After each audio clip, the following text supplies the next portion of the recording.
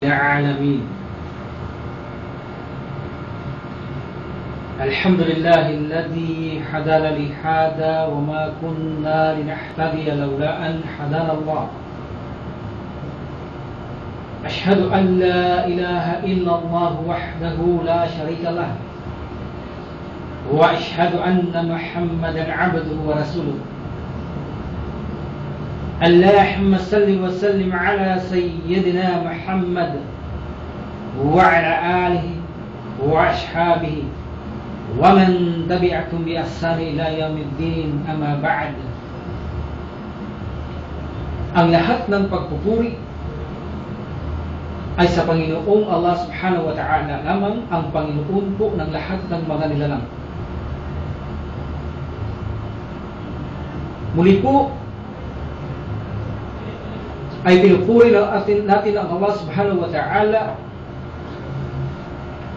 sapagkat sadya pong napakapalad nating mga kamusliman na nilikha tayo ng Allah Subhanahu wa Ta'ala na bumibintig sa ating mga puso ang tunay na walang Diyos na karapat-dapat sambahin maliban lamang sa Allah. Kung kaya't ang sinuman po ang gabayan ng Allah Subhanahu wa Ta'ala sa matuwid na landas ay wala pong makapagliligaw sa Kanya. At ang sino naman pong iligaw ng Allah Subhanahu wa Ta'ala ay wala pong makakapatnubay sa Kanya maliban lamang po ang tanging Allah Subhanahu wa Ta'ala. Kaya't ganoon na lamang po ang ating pasasalamat sa Allah Subhanahu wa Ta'ala na tayo ay nilikha niyang mga Muslim, mga mananampalataya at hindi mga sumasampalataya. Kung kaya po ako ay sumasaksi na walang karapat-dapat sambahin maliban lamang ang Allah Subhanahu wa Ta'ala, ang bukod tanging karapat-dapat sambahin at walang katambal sa pagsamba sa Kanya. At ako rin naman po ay sumasaksi na si Propeta Muhammad sallallahu alaihi wasallam ay kanyang huling sugo at alipin. Nawa ang kapayapaan at pagpapala ng Panginoong Allah Subhanahu wa Ta'ala ay mapasa Propeta Muhammad sallallahu alaihi wasallam, ganun din po sa kanyang mga kapamilya at ganun din sa kanyang mga kasamahan. Muli po ay binabati natin ang ating mga kapatid na mga Muslim, na ating pong mga kapatid sa pananampalatayang Islam ng minsan pa ng isang magandang pagbati ng Assalamu alaikum warahmatullahi wabarakatuh. At ganun din po para sa ating mga kababayan na hindi pa po Muslim, na patuloy pong sumasaliksik sa aral ng Islam at naghahanap po sa katotohanan pananampalataya, ay magandang hapon po sa inyong lahat. Naway pagpalain po kayo ng Allah Subhanahu wa Ta'ala sa tama at matuwid na landas ng patnubay. Muli po ay naririto na naman po tayo sa kapahintulutan po muli ng Allah Subhanahu wa Ta'ala upang magsama-sama na naman po sa loob ng isang oras sa programang Islam ang Siyang Liwanag, na mapapakinggan po tuwing linggo sa ganap na oras na 1:00 hanggang 2:00 po ng hapon, dito lamang po sa himpilang 792 GBAM Radio. At para naman po sa mga nagnanais na tayo po ay mapakinggan mula sa malalayong lugar o sa labas man ng bansang Pilipinas, at mapanood po tayo ng aktwal, ay tuktukin nyo lamang po sa inyong internet ang www.ustream.tv/channel/GBAM. Ito po muli ang inyong kapatid sa pananampalatayang Islam na nagmamalasakit po sa mga kapatiran natin sa pananampalatayang Islam at nagmamalasakit din po sa ating mga kababayan. Ito po ang inyong lingkod, Imam Salibiray. At para naman po sa mga nagnanais magtanong sa ating programa hinggil sa ating pinapaksa o nakaraang paksa, ay maaari po kayong magpadala ng inyong text sa numerong 0949-741-3928. Bitin ko po, 0949-741-3928. Ang programa pong ito ay isang kagandaang loob po sa isang kapatid natin dyan sa pananampalatayang Islam, nandiyan po sa bansang UK. Naway pagpalain po siya ng Allah Subhanahu wa Ta'ala. Sige po, at tayo na naman po ay dumako na naman po sa isang napakagandang paksahin na naman po na ating pagsasaluhan insyaallah sa araw na ito. Ano nga po ba ang ating paksa sa araw na ito? Ang paksa po natin sa araw na ito, yaong matagal na natin itong palaging sinasabi, at kabilang din po ito sa mga revelasyong mutasyabihat na atin na pong pinaksa na ibig sabihin ng mutasyabihat. Ito po yaong mga revelasyong hindi masyadong malinaw ang kanilang pakahulugan. Ano po? Okay. Ano po ang tinutukoy nating paksa? Ito po ang tinutukoy nating paksa, ito pong banal na Quran. Kung bakit po mayroon siyang mga abrogation na mga bersikulo o mga pinawalang bisa po na mga bersikulo sa banal na Quran. Anila, nangyari ang bersikulo ng mga abrogation dahil daw po ang banal na Quran ay tanda lang naman na kinakakitaan ito ng kahinahan. Ibig din po sabihin, kapag ang aklat po ay may kahinahan, ay hindi raw po ito galing sa Diyos. Sapagkat ang Diyos ay hindi mahina pagdating po sa kaalaman nila. Kung ang banal na Quran ay galing po ito sa tunay na Diyos nila, tiyak na ito ay hindi kakakitaan ng mga bersikulong pinawalang bisa. Of course, nila ito ay perfect, sapagkat ang Allah o ang Diyos nila na nag-iisang tunay ay kailanman hindi siya maaaring magkamali o makalimot. Ano po? So, sabi nila, ito ay tandahan ng kahinaan na ang banal na Quran ay mayroong abrogation sapagkat ito ay gawa lamang ng tao po. Yan po ang gusto nilang iparating. Pangalawa nila, ang banal na Quran, ang paniniwala nila dahil mayroong abrogation, no po, ito po ang tulad ng paniniwala ng mga Hudyo na nila ang Diyos daw hanggat hindi niya ipadala ang isang revelasyon ay hindi niya malalaman ito na mayroon pala itong mali. Kung kaya dahil dito ang mga Hudyo ay papalitan ito ng Diyos sapagkat ito ay mali po. Tama po ba ang pangangatwiran po nilang ito? Ano po? Okay. So, tunay nga po mayroong abrogation sa banal na Quran. At ito po ay mismong pinatunayan ng Allah subhanahu wa ta'ala at hindi po ito tinatago ng mga kamusliman. Ngunit ito ang ating papaksahin at bibigyan po natin ng liwanag sa ating mga kapatid sa pananampalataya, ganun din po sa mga masugid nating tagapagsubaybay na mga kababayan. Kaya nga po ito ang Islam, ang liwanag, ang pinamagat natin sa programang ito sapagkat po ito ang programang may kakayahan po sa pahintulot ng Allah subhanahu wa ta'ala na anumang pong katanungan na mayroon itong kinalalaman sa pananampalataya o kaligtasan ay mayroon pong sagot ang pananampalatayang Islam hinggil dito. Okay.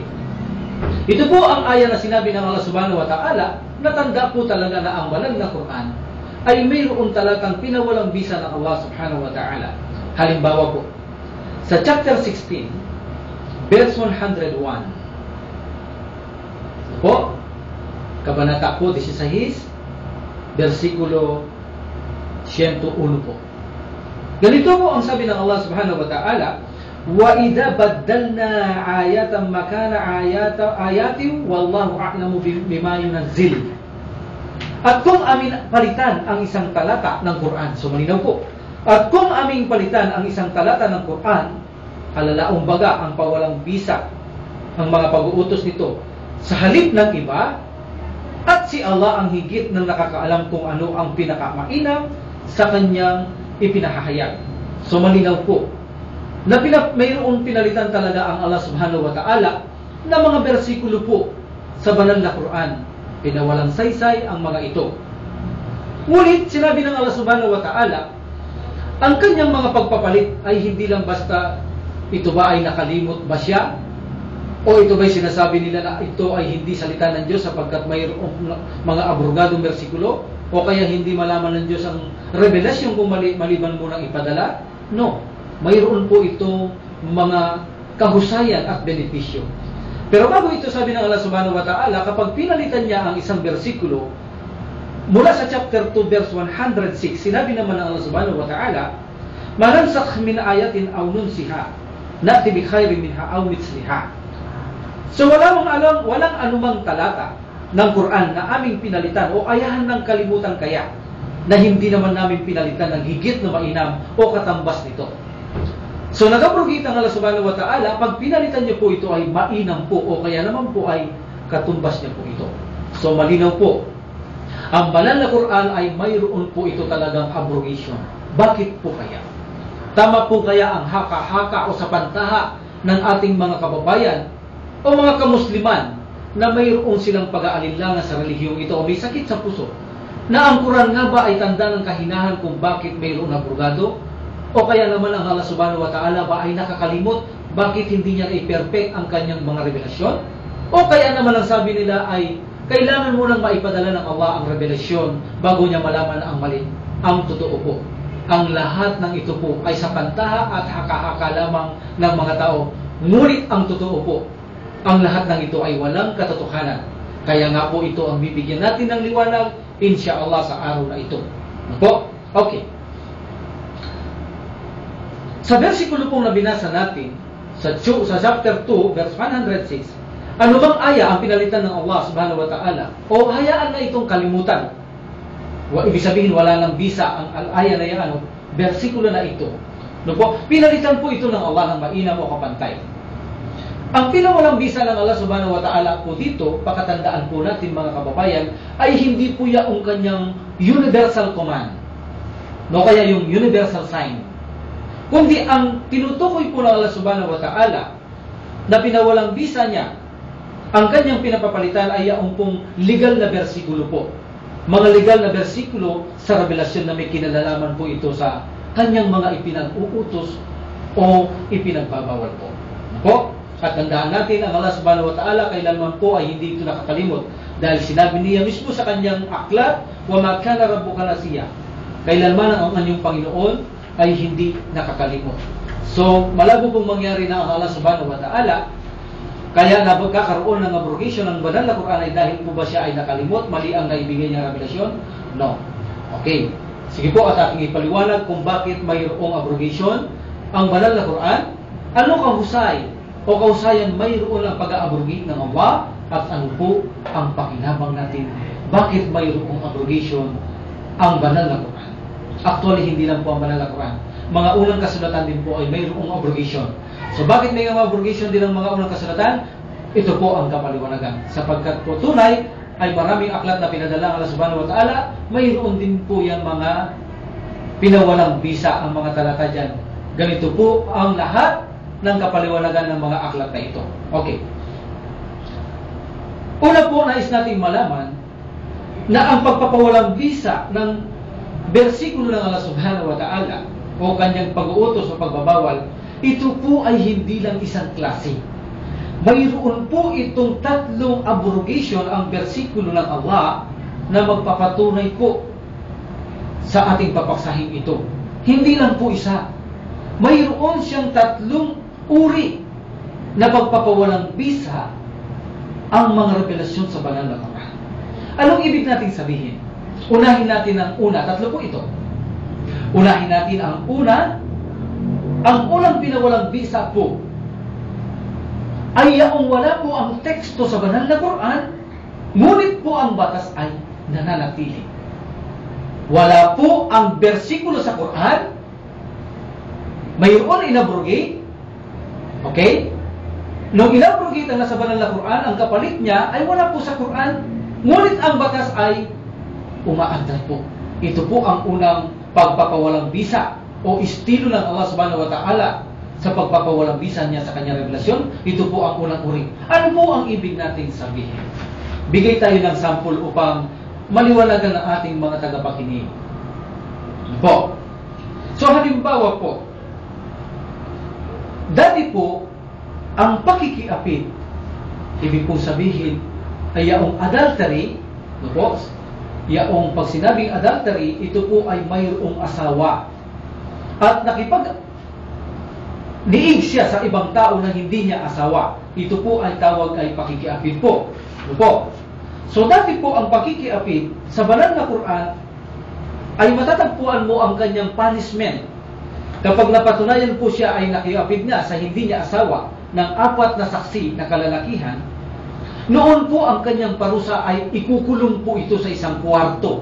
Chapter 4 po, Surah Nisa, chapter 4, verse 15. Ito po ang unang revelasyon na kaparusahan sa mga taong mga magigiapid, lalaki man o babae. Ano po? Ang kanyang parusa noon kapag napatunayan ng apat na saksi, mga pagkakatiwala ang kalalakihan, o kaya umamin ito mismo ang nakiapid na siya nakagawa ng pagkikiapid, ikukulong po ito sa kwarto. Hindi po ito bibigyan ng inumin o pagkain. Ano bang pagkain na maaari siyang mabuhay? Wala silang ibibigay. Siya po ay ikukulong doon at hindi makalalabas hanggang po madatnan siya ng kamatayan po doon. Ito po ang kanyang kaparusaan doon. Ang ikulong siya na nakagawa ng pagkikiapid hanggang sa mamatay po siya doon sa kanyang kwarto po. Ganito po sabi ng Allah subhanahu wa ta'ala, Wallati ya'tina al-fahishata min nisaikum fastashidu alayhinna arba'ata minkum fa in shahida fa amsikuhunna fil buyuti hatta tawaffahunna al-maut. Ang sino man sa inyong kababahian ang nagkasala ng kahalayan o pakikiapid, inyong kunin ang apat na saksi sa kalalakihang Muslim na mapagkakatiwalaan. Ano po? Mula sa inyong lipon laban sa kanila. At kung sila ay magbigay ng saksi, panatilihan siya ang babae sa bahay, ibig sabihin sa kwarto po, ikukulong ito, hanggang sa kamatayan ay sumapit sa kanila. So, noong bandang huli po, ito po ay pinawalang bisa ng Allah subhanahu wa ta'ala, na matatagpuan po natin sa chapter 24, verse 2 naman po. Para po sa mga nangalunya na mga kababaihan, ang parusa po ay latigo po. Lashes po, hagupitin siya na binata o dalaga na nakiapid, hindi siya kasal, ng 100 beses na hagupit po ito. No po, ito pong sabi ng Banal na Quran, chapter 24, verse 2. Az-zaniyatu waz-zani fajalidu kullu wahidin minhuma mi'ata jaldah. Ang nangalunyang babae, ibig sabihin po walang mga asawa ito, nangalunya sila o kaya kalalakihan, ay hagupitin ang bawat isa sa kanila ng 100 hampas po. So po, ito po ay walang asawa. Sa mayroon naman pong asawa, wala na po ito ngayon sa Banal na Quran. Ang parusa na po dito ngayon ay stone to death.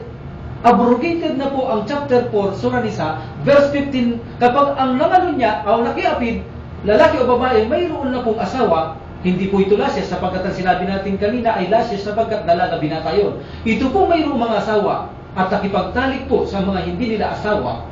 Ang parusa na po ay stone to death. Pero nasaan po sa Quran ang talata pong ito? Wala po sa Quran. Ito yung sinasabi nating unang uri na kung saan wala ang teksto sa Quran, ngunit ang batas po ay umiiral. Nasaan po ang batas niya? Nasa sunna po ng Propeta Muhammad sallallahu alaihi wasallam.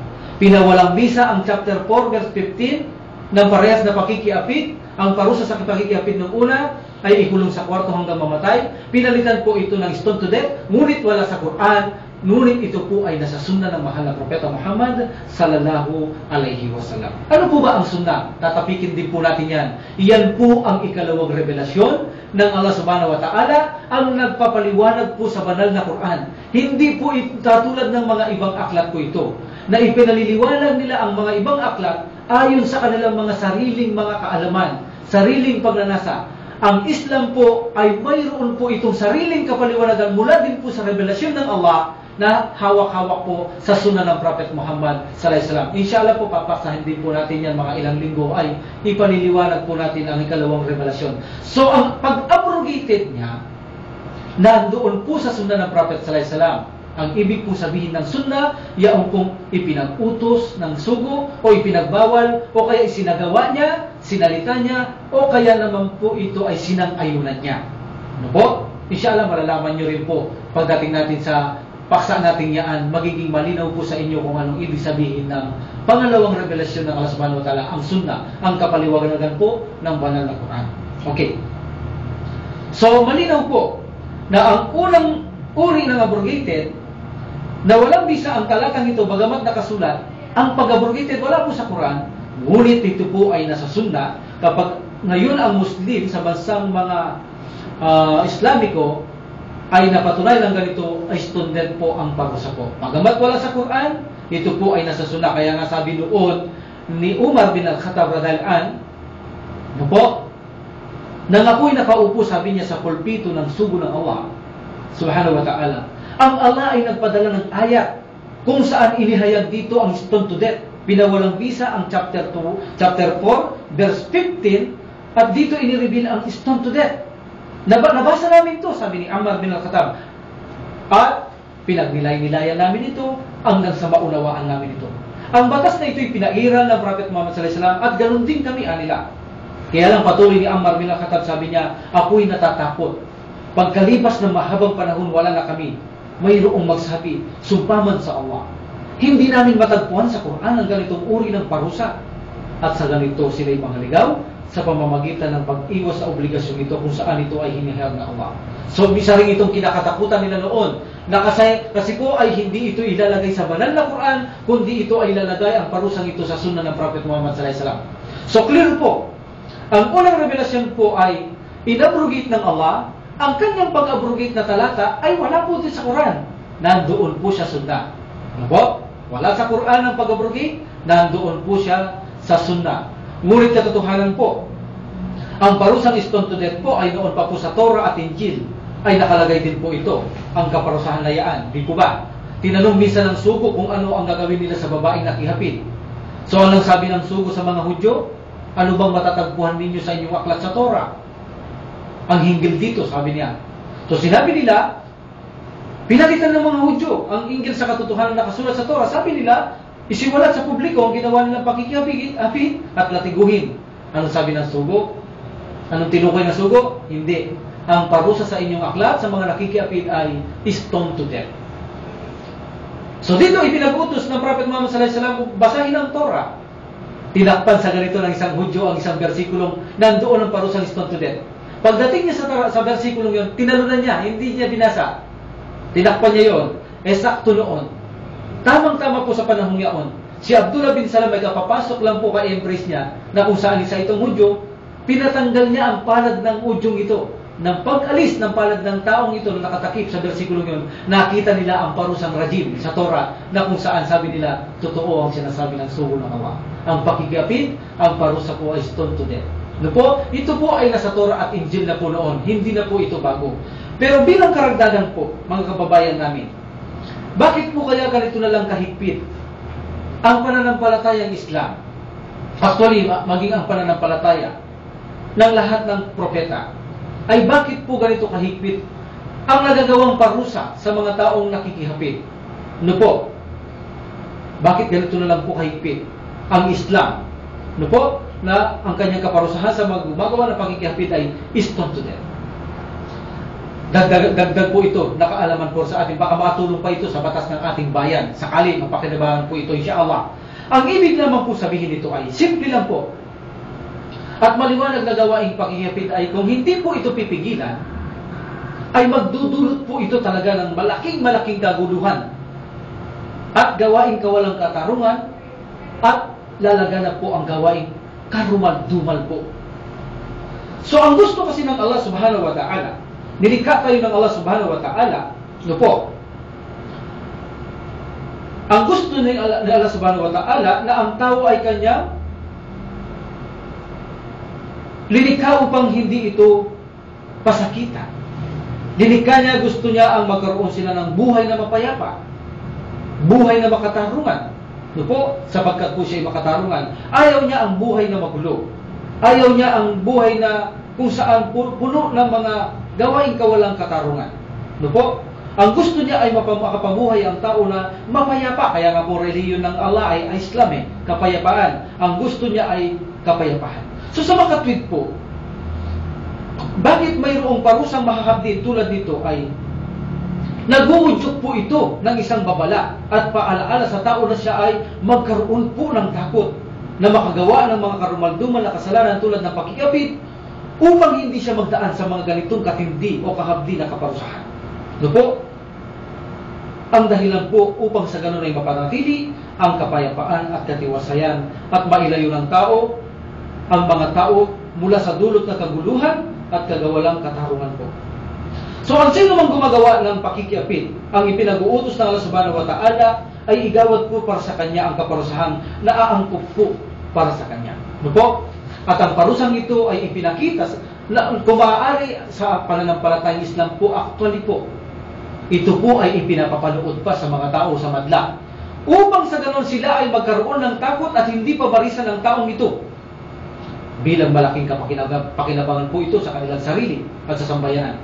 Ang parusang iginawad sa taong ito, halimbawa na ikaw nakagawa ng pakikiapid at ikaw ay pinarusaan ng ganitong stone to death, ito po ay tinatawag na gawaing katarungan.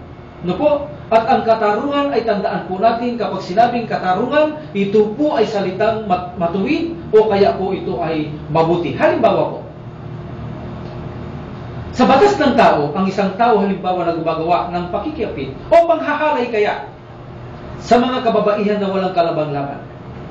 Kapag ang lalaking ito na mapanghalay sa mga babae ay pinarusaan po ito, ang tawag po dito ay katarungan at ito po ay mabuti. At kapakinabangan po at mabuti sa marami sapagkat matitigil ang isang gawaing karumalduman na krimen na kinatatakutan ng maraming babae na maaaring mangyari sa kanila kapag mayroong ganitong uri ng tao. Dahilan ng tao ito'y ginawaran ng kaparusahan, bitay o stone to death. Ang kapanatagan, ang kapayapaan ay manunumbalik po sa marami. Hindi ba ito ang gusto ng tao na siya po ay makapamuhay ng mapayapa? Ano po? Ligtas, walang kinatatakutang panganib. Ito rin ang gusto ng Allah subhanahu wa ta'ala sa atin na mamuhay po tayo ng mapayapa. Kaya ginawad niya ang ganitong uri at hapdi ng kaparusahan upang hindi lumaganap sa kalupaan ang maraming kaguluhan, sanhi ng pakikiapid tulad ng sabi ng Allah subhanahu wa ta'ala, kung ating masasaksian, kung hindi niya pipigilan ang mga gawaing kasamaan sa pamamagitan ng ibang tao, no po, ang kasamaan po ay lalaganap po sa kalupaan. Sabi niya, "Walau la dafa'ullahi an-nasa ba'dahum bi ba'din lafasadatil ardu." So sabi ng Allah subhanahu wa ta'ala, at kung hindi pipigilan ni Allah ang isang lipon ng mga tao na gumagawa ng masama po sa pamamagitan ng iba, ibig sabihin upang parusahan sila, ang kalupaan ay tiyak na mapupuspos ng kabuktutan. So ito po ang purpose kung bakit may parusa ang rules ng Allah o batas ng manlilikha, upang hindi po lumaganap ang kabuktutan, upang mahadlang po ang paggawaing kabuktutan. Ngayon, tingnan natin ang dalawang halimbawa po na ito. Ito po'y karagdagan lang po natin ito sa ating pinapaksa. No po? Tingnan natin ang halimbawa nito. Binibigyan po nating paliwanag kung bakit ganito katindi ang parusa sa mga nakikiapid, sa mga kababayan at kalalakihan sa pananampalatayang Islam. Ano ba ang purpose? Napakalaki po. Tingnan natin ang dalawang halimbawa po ng bansa. Isang bansang ipinatutupad po ang ganitong parusa, stone to death, sa mga nakagawa ng pakikiapid, lalaki man o babae. At sa isang bansa na hindi po ito ipinatutupad, ang resulta ano po? Una po, sa bansang ipinatutupad po ang ganitong uri ng kaparusahan, ay matatagpuan natin na ang lahat ng mga tao rito sa bansang ito ay natatakot po sila na mangyari po sa kanila ang mahabding parusang ito. Sa ganito po, ang lahat ay iniiwasan nilang magawa ang ganitong uri ng pakikiapid. Ultimo, mayroong kinalalaman patungo sa gawaing pakikiapid tulad ng pagtingin lamang sa mga babae o lalaki na hindi nila kaano-ano, ay iniiwasan po nila itong gawin upang hindi lamang po sila maudyukan na sila ay makagawa ng pakikiapid. Kaya nga po sa pananampalatayang Islam, kung mapapansin ninyo, nakabalot pa po ang mga kababaihan namin. Bakit po? Anong purpose? Upang sa ganun po ay hindi makapagnasa ang mga mata ng mga kalalakihan po, sapagkat mas mahina po ang lalaki kaysa sa babae. So upang hindi makapagnasa ang mga mata ng mga lalaki, hindi po sila makabuo ng pagnanasa, at sa ganito po ay maiwasan ang gawaing malaking pangangalunya. Ito pong pakikiapid. Ano po? So sa dahilan po na ganito po ang parusa, natatakot po ang mga kamusliman na gawin nila ito, ang ganitong gawaing pakikiapid po. Sa ganito po, makikita nyo ang resulta sa kanilang pamayanan, sa kanilang lugar. Puno po ito ng kapayapaan, kapanatagan ng bawat isa sa kanila. Ang bawat isa sa kanila, babae man ay lalaki man, no po, ay ligtas po sa kalaswaan, ligtas sa kabastusan, at ligtas po sa mga mapagnanasa o mga kalawang ang puso. Sa ganito po ang layunin ng Allah, kapag po ang tao ay pinatupad ang batas ng Allah, tiyak po ang kapayapaan ay makakamit ng bansang ito. Magaganap po sa bansang ito ang kapayapaan. Kung ating sasaliksikin sa mga bansang Islamiko po, kung titignan po ninyo, zero balance po ang pakikiapid sa mga bansang Islamiko po. Kung meron man pong mga pakikiapid na nangyayari o fornication o pangangalunya sa bansang Islamiko, tiyak po, ito po ay napakaliit lamang na porsyento. Tiyak ang nagaganap na ito. No po, ito po, totoo po ito. Kung ikukumpara naman po natin ngayon sa batas, sa isang dako sa bansa na kung saan ang parusa na kung saan nakiapid ay hindi nila ito ginagawa, pinawalang bisa ang parusa sa taong gumagawa ng pakikiapid, sinalungat po nila ang layunin ng Allah. Ano po ang layunin ng Allah? Gaya ng sabi natin, para mamuhay na mapayapa ang tao. Kapag po ito ay pinawalang halaga, tiyak po ang mga tao ay hindi makakapamuhay ng kapayapaan. Kapag ang kaparusaang ito'y binaliwala sa isang bansa, sa ganito po, sinabi ng Allah, sa ganito ang gawaing kahalayan ay lalaganap at kasamaan, sabi nasa natin chapter kanina, chapter 2 verse 151, ang kabuktutan ay lalaganap po. No po, papaano? Kapag halimbawa, ang isang babae ay nakagawa ng pakikihapid, at dahil dito ang kaparusahan ay hindi ipinatutupad sa bansang ito, habang ang babaeng ito ay nabubuhay, ang lalaki na kanyang asawa, kapag ito ay nalaman niya na ang kanyang asawang babae nakikiapid at hindi ginawaran ito ng kaparusahan bilang kamatayan o stone to death, no po, ang puot ay mananatili sa lalaking ito, sa kanyang dibdib. Sa ganito po, makikita mo po ang bansang ito, ang mga kalalakihan po ito, humahanap po ng paraan upang kahit papaano po pansamantala, maibsan, makalimutan ng sakit sa kanyang nararamdaman, sa kanyang dibdib. Sa ganito, pagkaraniwan lalo na sa bansa natin dahil hindi napapatupad ito, no po, gawin na natin halimbawa ang bansang ito, kapag mayroong nakiapid, no po, hindi pinatutupad ang ganitong uri ng utos ng Allah, stone to death, o bilang bitay o kamatayan sa taong ito, karamihan sa kanila, dinadaan nila sa pag-inom ng alak. Bagamat sa una hindi siya marunong mag-inom ng alak, dahil gusto niyang makalimot, ang alam nilang solusyon ay alak.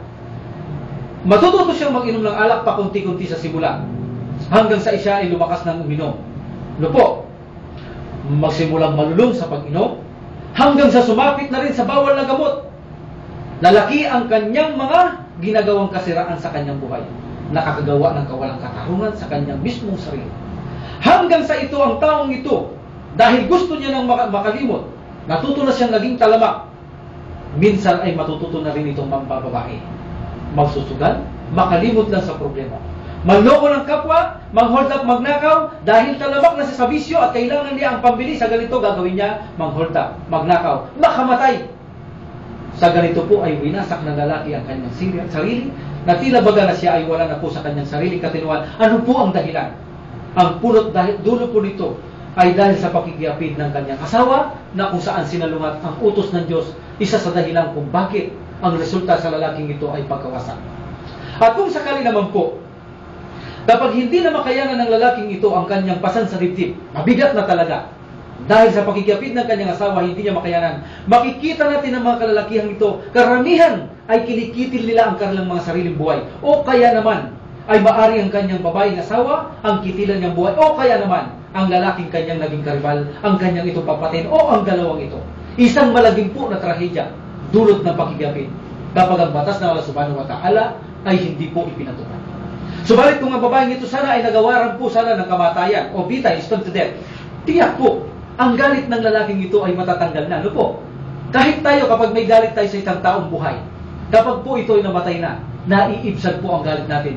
So isa sa benepisyo, kung ang taong ito ay nagawaran ng kamatayan, halimbawa ang babaeng nakiapid, so maaari ang lalaking ito hindi niya wawasaki ang kanyang sarili. Kapag ang parusa ng Allah subhanahu wa ta'ala ay binaliwala, hindi na po maaawat ang gawaing kahalayan. Ang maraming mag-aasawa nang hahandong po sa pagtatalo hanggang sa magkahiwalay. Magkakaroon ng magulong pamilya, kung may mga anak, kawawa ang mga anak. Paglaki ng mga anak na ito ay magre-rebelde, simula na rin ito upang sila ay maligaw ng landas. Ganon din po dahil walang kaparusahan sa gumagawa sa pakikihapid sa ating bansa. Halimbawa, walang kinatatakutan ng tao bilang parusa. Ang pakikihapid po ay kitang-kita natin lumalaganap, dumadami ang pamilyang magulo ang buhay, minsan pati sariling anak ay hinahalay, mga kalawang na puso, walang bata, walang anak, walang kapatid, walang matanda, at ito ay hindi lingid sa atin na ito'y nagaganap po dito po sa ating bansa. Ang karumal-dumal na gawain ito dahil po sa pagpapawalang bisa o pagpapawalang halaga sa batas ng Allah sa mga gumagawa nito. Ganon din of course, dumami na rin po ang mga bahay, ang mga babaeng ginawang hanap buhay ang pakikiapid. Lumaganap na rin po ang mga bahay aliwan, dumami na rin po ang mga anak na bastardo na malaking mga walang tatay. Dulot po ito ng pakikiapid. So, binigyan lang po natin ng kakaunting paliwanag bakit ganoon po kahigpit ang parusa sa Islam. Nakita po natin ang kahibahan. Mas mainam ang may parusa mula sa batas ng Panginoong Allah kaysa sa ang batas ng Allah ay baliwalahin. Malaki pong disgrasya ang nangyayari sa isang bansa kapag ang batas ng Diyos ay binaliwala. So nakita po natin ang unang bersikulo, ipinaliwanag po natin na kung saan ang unang bersikulo na pinawalang bisa tulad ng chapter 4 verse 15 na una ay ang kamatayan parusa sa kanya ay kulong sa kwarto at pinalitan ito ng stone to death. Wala po sa Quran ang aya, nandoon po sa Sunnah. So dako po tayo sa pangalawang uri ng pagpapawalang bisa. Ang pangalawa pong pagpapawalang bisa po ng banal na Quran, mga abrogation ng Allah subhanahu wa ta'ala, pinalitan po ang chapter, ngunit ang chapter ay nandoon pa rin po. Nandoon ang teksto niya po. Nandoon pa rin po ang teksto na nanatili po yung teksto niya po sa banal na Quran. So ano pa po ang pakinabang ng tekstong ito kung nasa banal na Quran pa po ito? Di ba po ba? Tatanong natin ngayon, wala nang pakinabang yan. Wala nang silbihan kung gano'n. Buti nandiyan pa sa Quran ang mga wala nang pakinabang na mga talata na kung saan ay inobrogado na pala. Ano po ang dahilan kung bakit nandiyan pa yan? Ano po? Ang pangatlo pong pagpapawalang bisa ay pinawalang bisa ang batas at teksto po. Ano po? Nawala ang batas, nawala rin po ang teksto sa banal na Quran. Okay. At pinalitan ng bagong batas, pinalitan din ng bagong teksto, sa bandang huli, no po, wala na yung teksto, nandoon naman yung batas. Ano po ibig sabihin? Okay. Noon po kasi, ang unang revelasyon, para hindi mo mapangasawa ang isang nanay na nagpasuso sa iyo, o at kanyang mga anak na sumuso sa kanya, noon po kasi sa Islam, mayroon pong hanap buhay na ganyan kapag ikaw ay nagkaanak, ay maaari mo po itong ipasuso sa ibang babae at mayroong naghahanap buhay na ganyan at babayaran mo po sila. So kapag ang iyong sanggol ay nakapag-dedi ito po, sa isang babae na hindi niya kano-ano, na ito'y kanyang trabaho, ang babae ito, na magpadedi ng mga bata, kapag nakasampu ka ng dede, nakasulat po ito, revelasyon po sa Quran, ay hindi mo na ito maaari mapangasawa ang babae ito, sapag ito ay nanay mo na sa kanyang dede. Ganon din ang lahat ng dumaan sa deding ito na kanyang mga tunay na anak, po ay hindi mo rin maaari mapangasawa ito. So ito po noon ang batas. Ang batas ay hindi mo maaari mapangasawa ito kapag nakasampung dedi ka sa isang babae na nagtatrabaho na nagpapasuso sa mga sanggol. Nang bandang huli po, ito po ay inaburgado na. Wala na po ang batas, wala pa rin ang teksto. Ano po ang pinalit ng Allah? Ang batas po ay pinalitan naman po ng Allah ng 5 beses na lamang po. No po?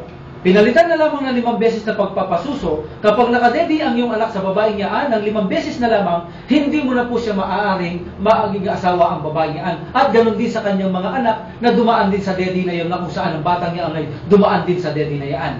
So ito naman po ang pinalit ng Allah. At sa bandang huli po, tinanggal ng Allah sa banal na Quran ang 5 pagpapadede. Ngunit umaandar ang batas, nasa Sunnah. Pero hindi nyo na matatagpuan sa banal na Quran ang aya na kung saan ang 5 beses na pagpapasuso sa isang babae na hindi mo kaano-ano na ikaw na sanggol ay hindi mo mapapangasawa. Ganon din ang mga anak mo na dumaan sa kanyang dede na naging kapatid mo sa dede ng babae yan, hindi mo rin magiging asawa. Wala na po sa Quran at nandoon po ang batas niya sa Sunnah ng Prophet Muhammad sallallahu alaihi wasallam. So sa gaya ng sabi natin kanina, ang Sunnah po ang siyang ikalawang revelasyon ng Quran. So inshallah po, malapit na natin paksahin din yan at doon magiging ganap na maliwanag po ang paksahin natin ito. Wala pala sa Quran, buti umaandar ang batas sapagkat po ang Sunnah ay revelasyon din po ng Allah subhanahu wa ta'ala at hindi ito gawa ni Propeta Muhammad sallallahu alaihi wasallam. So iyan po ang tatlong uri ng bersikulo na pinawalang bisa Ang una po ay pinawalang bisa ang talata kung saan nandoon sa Quran, ngunit po ang batas ay wala sa Quran.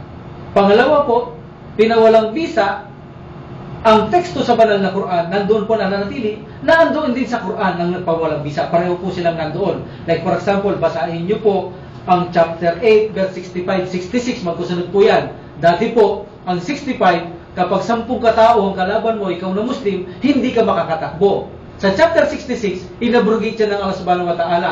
Sa chapter 8, verse 66, dalawa na lamang ngayon, makakatakbo ka na.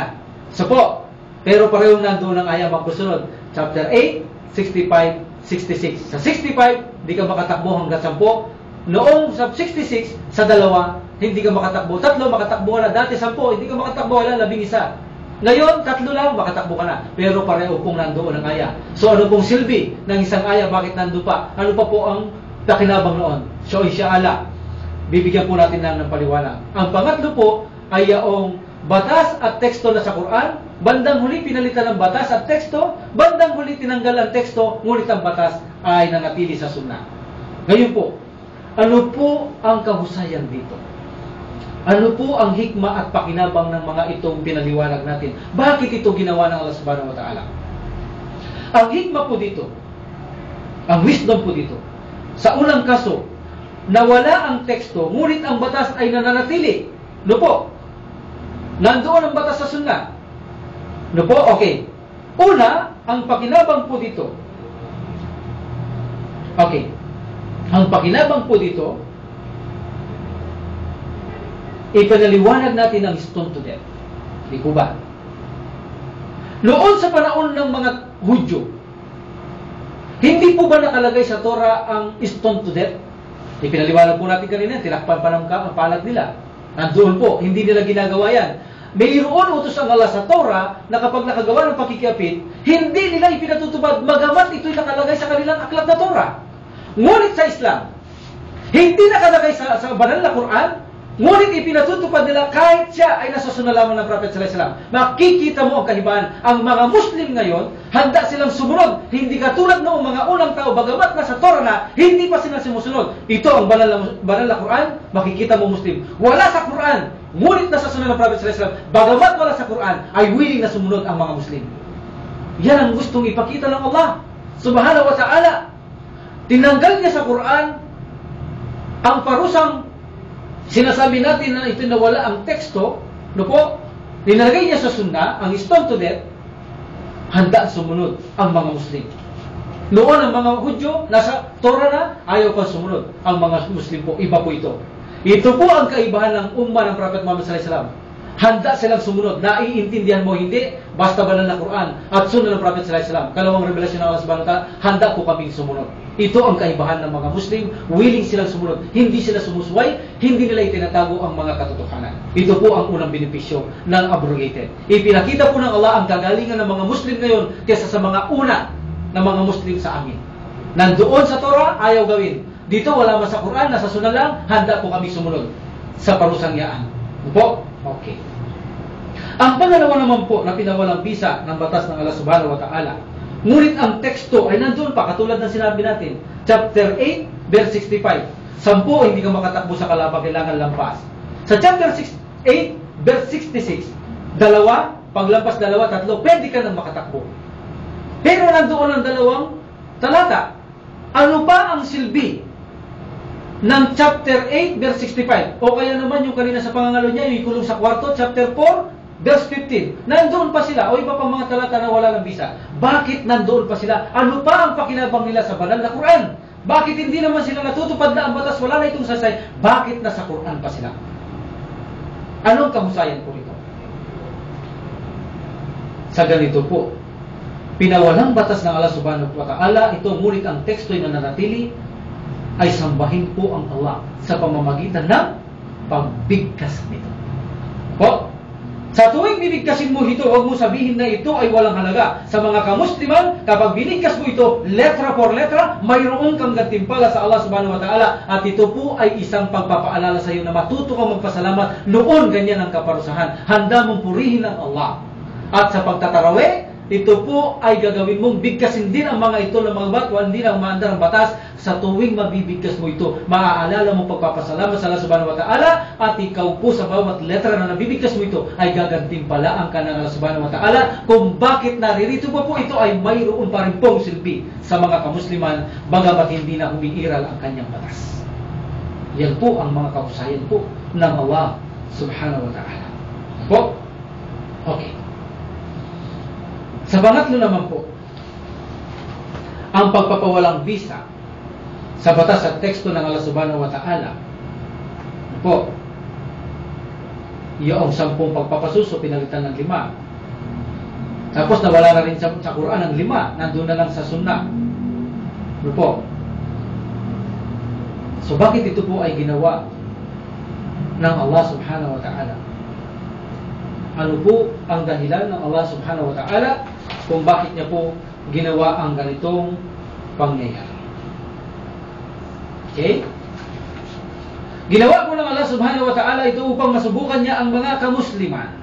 Ginawa niyang pantay. Kung makikita niyo po, pantay lang ito. Ano po? Biniwasan niya lang ang bilang ng pagpapasuso. Kung titignan natin ay pantay lang ito. Wala namang ipinagkaiba. Dati 10 pagsuso, ngayon 5 lang. Kung titignan natin ay parang pantay lang. Tulad yan ng pagharap ng Makkah. Dati sa Jerusalem po nakaharap ang mga Muslim. Pinalitan lang ng Allah na humarap sa Kaaba o dyan sa Makkah. Wala namang pinagkaiba, pares lang ang sala. So bakit ito ginawa ng Allah subhanahu wa ta'ala? Para tignan ng Allah subhanahu wa ta'ala kung sino ang susunod sa sugo ng Allah subhanahu wa ta'ala. Di po ba nung nakaharap sa Jerusalem ang mga Muslim pag nagsasala, biglang hinarap ng Prophet Muhammad sallallahu alaihi wasallam sa Makkah, inutos ng Allah subhanahu wa ta'ala nang humarap sa Makkah, titignan lang ng Allah kung sino sa mga Muslim ang willing na sumunod sa Allah subhanahu wa ta'ala. So ito lang po ang benefits ng mga pagpapawalang bersikulo na ito o kahusayan ng mga bersikulo ito. So ang benepisyo rito mga kapatid ko sa pananampalataya, bakit ginawa ng Allah subhanahu wa ta'ala na magpawalang visa siya sa banal na Quran tulad ng chapter 2:106, hinayaan kalimutan, pinawalan ng visa ang kanyang mga batas, ngunit pinalitan niyang higit dito o mainam. Bakit po? Anong benefits dito? Pinalitan ng Allah subhanahu wa ta'ala ito ng kahalintulad o higit na mabuti pa rito. Ang kabutihan dito mula sa isang kalagayang dating magaan ay ginawa niyang mabigat. At dating mabigat, ginawa niyang magaan. Ito po ang benefits nito. Hindi po mapalit ang Allah subhanahu wa ta'ala ng walang kasaysayan tulad ng tao. Kaya pinalitan niya dahil nagkamali siya nakalimot. Ito po hindi. Mayroon itong mga benepisyo at kahusayan. So pinalitan ng Allah subhanahu wa ta'ala ang isang dati na magaan, ginawa niya pang mabigat. At dati naman mabigat, ginawa niyang magaan. So hindi niya pwedeng pagsabahin talaga yan. Kaya kailangan magkaroon ng abrogation. So ito ang pagpapaliwanag po nito. Pagpapawalang visa sa magaan. No po, magaan po dati ang utos. Bandang huli ang magaan na ito ay pinawalang visa ng Allah at ginawa niya naman pong mabigat. Ano ang benefits? Like for example po sa ating mga kamusliman, alam po natin ito, fasting. Para po sa ating kaalaman, sa simula po ang pag-aayuno po, tandahan po natin. Ang pag-aayuno ng mga kamusliman, sa una, ikaw po ay may kalayaang pumili sa pag-aayuno. Kung gusto mo mag-ayuno, mag-ayuno ka. Kung ayaw mo, magpakain ka. Iyan ang unang utos ng Allah subhanahu wa ta'ala. May kalayaan kang pumili, mag-ayuno o magpakain. At pagkatapos po nito, ginawa ng Allah subhanahu wa ta'ala na obligado na ang pag-aayuno po. Naging mabigat na po. Dati, gusto mo lang magpakain, ayaw mo pag-ayuno, magaan. Okay, alhamdulillah. Pero sa bandang huli, ginawa po mabigat ng Allah subhanahu wa ta'ala po. Sa simula po, ang layunin ng Allah, na ito kasing pag-aayuno, ay gawin niyang itong obligado talaga. Ito po talaga ang layunin ng Allah subhanahu wa ta'ala. Ang fasting ay gagawin niya po talagang obligado. So sa dahilan bago pa po ang mga Muslim noon, at baka hindi nila makayanan agad-agad, kung ito ay agad-agad din ipag-utos ng Allah subhanahu wa ta'ala, dinevelop muna ng Allah subhanahu wa ta'ala ang magaan na kautusan. Dinevelop niya lang ang mga kamusliman, pero ang layunin niya, noong panguna ay gawin itong obligado. Ngunit bago pa ang mga Muslim, ayaw niyang mahirapan, isinanay muna ng Allah subhanahu wa ta'ala ang mga kamusliman hinggil sa kanyang kautusan ito. At nung sanay na ang mga kamusliman, ay pinalitan na ito ng Allah subhanahu wa ta'ala ng mabigat na kautusan, ang pagpapasting ng isang buwan ng dire-diretso, at ito po ay lubhang mabigat. Ngunit, ito po ang benefits. ang pakinabang po nito ay lubhang napakalaki po. Kung alam po lamang ng ating mga kapatid na mga kamusliman at kababayan, kung ano po ang dulot ng pag-aayuno, matututo kayo po na matutong gumanda ang inyong ugali. Yan po, matututo po kayong maging maganda ang inyong pangangatawan at lalo sa lahat, magiging matututo kayo makitungo sa inyong lipunan, gaganda po ang pamayanan. Ito po ang dulot ng pag-aayuno. Bagamat pinalitan ng Allah subhanahu wa ta'ala ng mabigat, ngunit ang benepisyo po ay talagang hindi po mababayaran ang benepisyo po. Okay. So, ang pangalawang kaso po, ang kabaligtaran naman po nito, po, yaong mabigat naman pong pag-uutos dati, ginawa naman na magaan ng Ama. Gaya ng binasa natin kanina, kapag 10 ang kalaban mo noong panahon ng Prophet sallallahu alaihi wasallam, dahil po digmaan noon talaga ang batas, wala po talagang mga pulis, mga sundalo noon, talagang digmaan, kung ganyan po ang batas talaga noong una. Utos ng Allah sa mga kamusliman noon, hanggat walang 10 o lampas ng 10, hindi ka talaga makakatakbo. Maliban talaga kung mayroong kang, ito po mayroong rules sa Islam. Ano po, kung papaksahin natin ay magkukulang po oras natin. Okay, hindi ka makatakbo nang wala kang sapat na dahilan. Pag ito po ay 10, dapat lumampas ng 10. Pero sa bandang huli ay pinagaan po ito ng Allah subhanahu wa ta'ala na sa pamamagitan lang ng lampas ng 2 ay maaari ka ng tumakbo. Ano po? Okay. Inutos po ito ng Allah subhanahu wa ta'ala. Ano po? Sa una po ay 10. Sa bandang huli ay 2 na lamang. Mula po sa mabigat na utos hanggang sa ito ay pinagaan. Papaano po naman? Ano po? Iyan po ang pangalawa. Mabigat na utos at pagkatapos ay pinagaan ng Allah.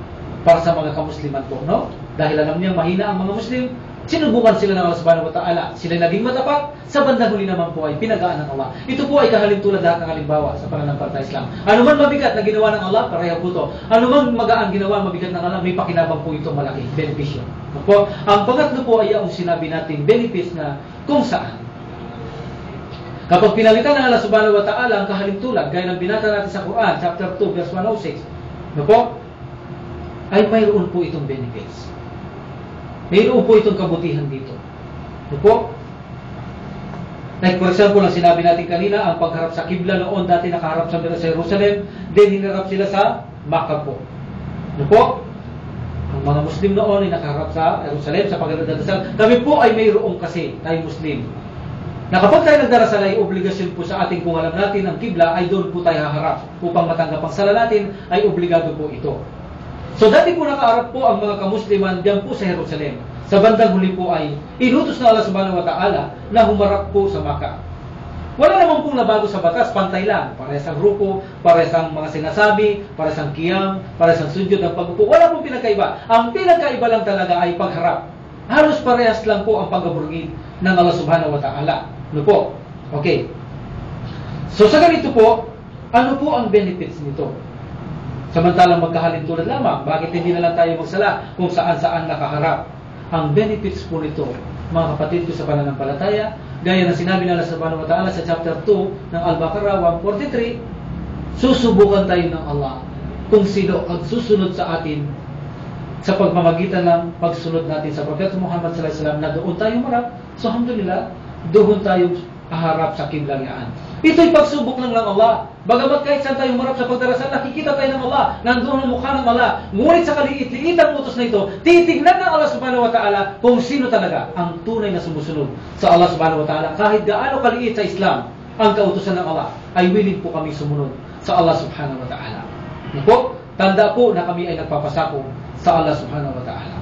So nabanggit na natin ang 3 uri ng abrogation, nabanggit natin ang kahusayan kung bakit may abrogation, at nabanggit din po natin kung bakit may anong pakinabang ng abrogation. Magaan sa mabigat, mabigat sa magaan, at mga kahusayan po ito. So tandaan po natin mga kapatid ko sa pananampalataya, ang batas ng Allah subhanahu wa ta'ala ay magkaiba po sa kabutihan.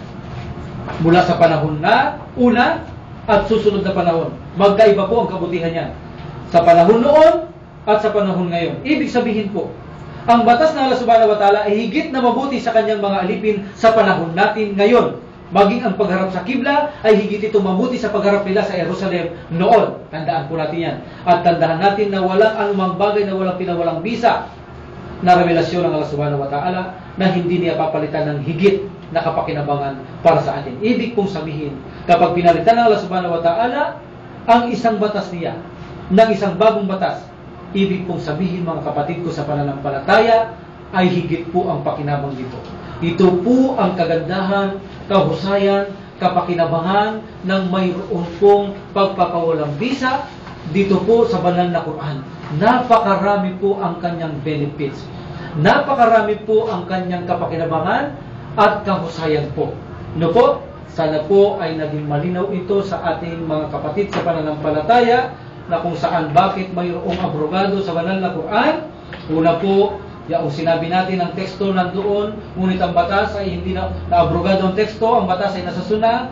Pangalawa po, nawala ang batas, nawala ang teksto.